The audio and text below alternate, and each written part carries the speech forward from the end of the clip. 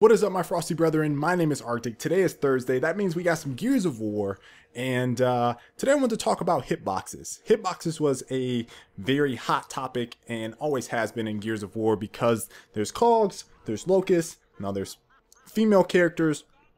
And, most of the characters in Gears of War have been big, bulky folks. You didn't really hear too many people talking about it, I think, in Gears of War 1. But it definitely became apparent when, you could choose like a Cantus or something like that in Gears 3. I mean, maybe a little bit in Gears 2.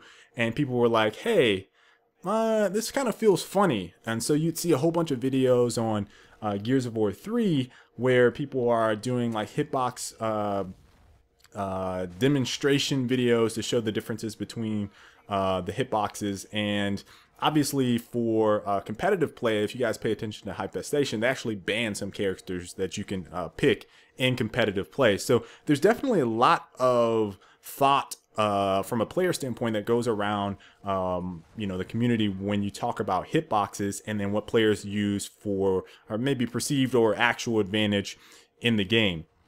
So if you guys remember, there were several discussions that, a lot of the active reload and just community members in general would have with Epic at the time. And they will tell you 9 times out of 10, every single one of them across the board, that hitboxes were the exact same for all of the character models. Now, one of the things that I think people kind of found out and paid attention to is when you zoomed in with things like the hammer burst or the sniper rifle, the hitboxes were actually different.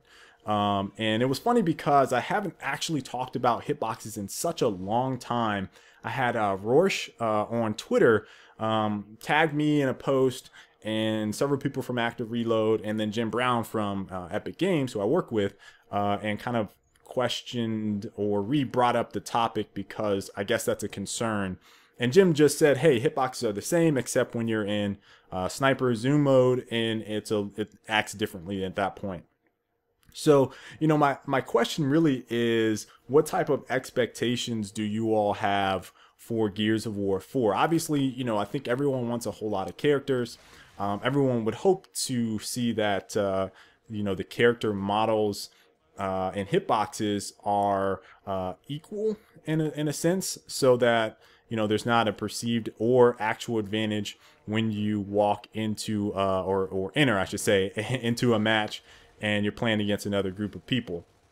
I think ultimately, I don't know what type of thing Black Tusk has in mind for the hitboxes for multiplayer, but I feel like it's one of those topics that you can get a lot of heated discussions about hitboxes if you're talking to the ultra competitive folks in the game, or hardcore folks for that matter, just the folks that put in a whole lot of time and know the ins and outs of the game. And obviously everyone wants to win, so a lot of folks will maximize whatever weapons or advantages, be it characters, that they can utilize.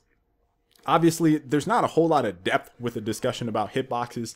From my perspective, look, I love variety. At the same time, I'm all about having equal playing grounds. So, I would prefer that hitboxes obviously be the same for all the characters, without a doubt. There's no question about that. So, I'm really looking forward to seeing what Black Tusk does and makes sure that there's not even differences between zooming in and zooming out.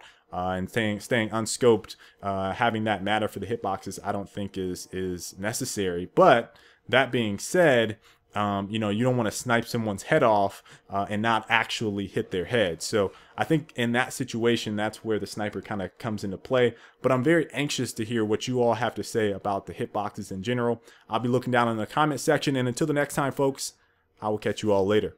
Stay frosty.